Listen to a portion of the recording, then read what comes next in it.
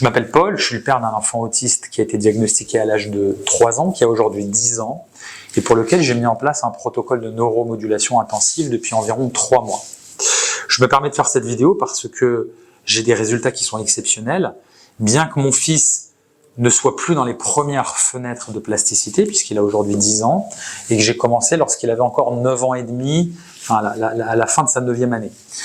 Donc, je partage ces informations avec vous déjà pour vous dire qu'il n'est jamais trop tard, que le cerveau reste plastique toute la vie, d'accord? Qu'on peut le changer toute la vie, que c'est jamais figé, c'est jamais trop tard.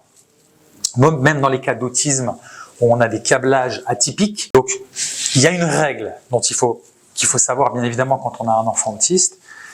Le but, c'est pas de vous faire paniquer, mais c'est de vous sensibiliser. C'est que plus on attend que l'enfant grandit, plus il va falloir travailler difficilement pour réparer, pour améliorer votre enfant, parce que les fenêtres de plasticité se referment. Il l'est également à l'âge de 6 ans, à l'âge de 9 ans, comme mon fils Alexandre. La preuve en est, c'est que en 3 mois de neuroplasticité, j'ai des résultats exceptionnels sur le fonctionnement de mon enfant.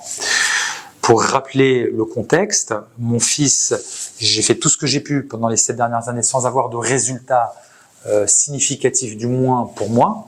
J'ai commencé à avoir des résultats significatifs au cours des 3 derniers mois avec la mise en place d'un protocole intensif de neuromodulation qui a fait disparaître l'hypersensibilité auditive, tactile, qui a fait disparaître les intérêts restreints, qui a fait disparaître les stéréotypies, les autostimulations, qui a démultiplié la capacité de concentration de mon enfant, qui a complètement régulé le système limbique. Avant, mon fils pleurait, riait, il pleurait 20 minutes, après il riait 20 minutes. Aujourd'hui, mon fils est régulé. Donc ça n'a rien à voir. En 3 mois, je relève une transformation.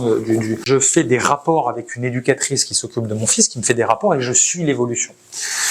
Au-delà des marqueurs comportementaux qui, eux, sont sans appel, parce que l'hypersensibilité, quand je mets de la musique à 100 décibels, il ne met plus ses oreilles devant ses oreilles, ses mains devant ses oreilles. Donc, c'est cliniquement indiscutable qu'elle a disparu, alors qu'avant, un petit peu de musique, il se mettait à crier parce que ça lui faisait mal. Donc, toutes ces améliorations cliniques, je les ai obtenues effectivement grâce à la neuromodulation.